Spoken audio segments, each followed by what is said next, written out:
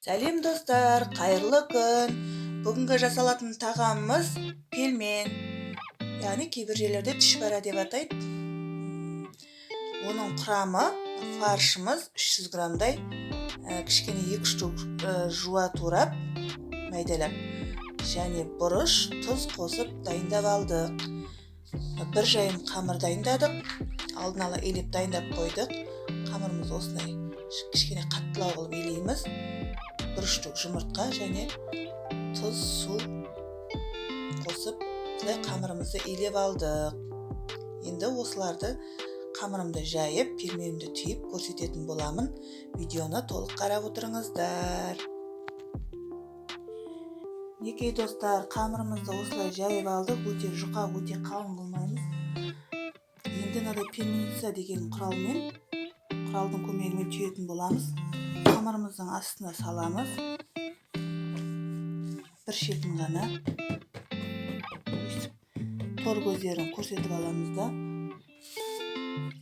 Фаршымызды жаймен толтырмай салып шығамыз.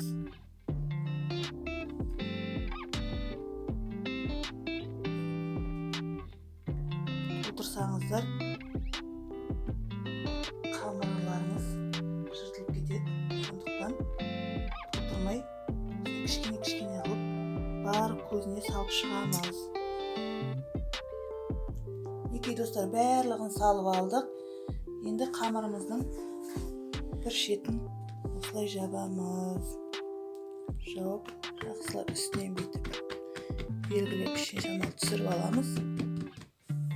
Қалғанын оқтаумен бетіп қиып аламыз.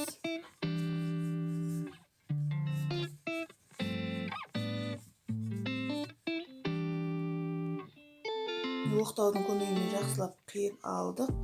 Осылай артық қамырларымызды алып қоямыз. Ыдысымызға осылай барлығын былай қаратып түсіріп аламыз.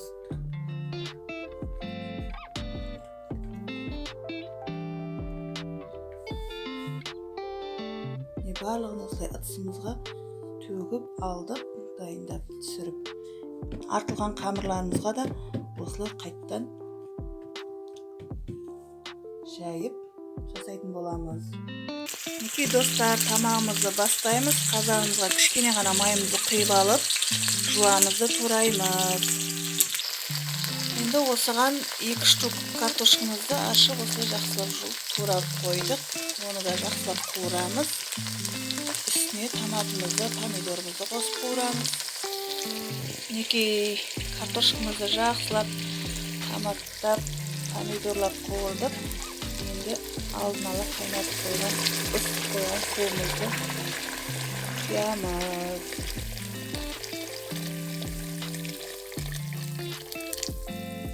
Барлығын толық құйып аламыз. Некей тамағымыз да қайнады. Осы қайнап жатқанда дәмдеуішімізді қосып аламыз. Ролтон бульон және кішкене ғана тұзымызды қосамыз. Егер дәмі тұзы аздау болса, кішкене суына салуларыңызға болады. Осылай суымыз қайнап жатқанда енді пельмендерімізді саламыз. Түйілген пельмендерімізді әкеліп саламыз. Некей пельмендерімізді салып алдық. Жақсылап осылай бір қатты қайнағаннан кейін газымызды жай басып, жайға қоямыз. Некей достар, біздің керемет түшпәрамыз, яғни пельменіміз дайын болды. Өте керемет, езілмей әп-әдемі болып шықты. Дәмі де керемет. Осы рецептпен сіздер де жасап көріңіздер. Негізі пельменді жарты сағат немесе 20 минут қайнатып алсаңыздар жеткілікті. Өте тез дайын болатын тағам. Қолдан түйіп жасағанға не жетсін. Керемет дәмі. Сіздер де жасап көріңіздер осы құраммен, осы рецептпен.